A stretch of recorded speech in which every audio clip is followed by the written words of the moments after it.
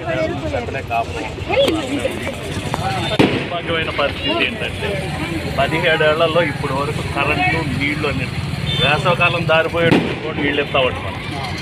కానీ 17 ఏళ్ల నుంచి అక్కడే ఉన్న ఒక్క నీళ్ళు కాబట్టి ఎన్నిసార్లు అడిగామో ఎన్నిసార్లు దరఖాస్తు. హైకోర్టు కూడా ఒక రిప్రజెంటేషన్ ఇచ్చింది, నెంబర్లు వేసాము హైకోర్టు బిల్ నెంబర్లు. నీళ్లు కరెంటు ఫస్ట్ ఇవ్వండి అని చెప్పి. ఎక్కడ ఈ పల్లె ఎక్కడ అంటే ఇక్కడ శ్రీనరసాపురం మండలంలో ఏఎస్ఆర్ నగర్ అని చెప్పి.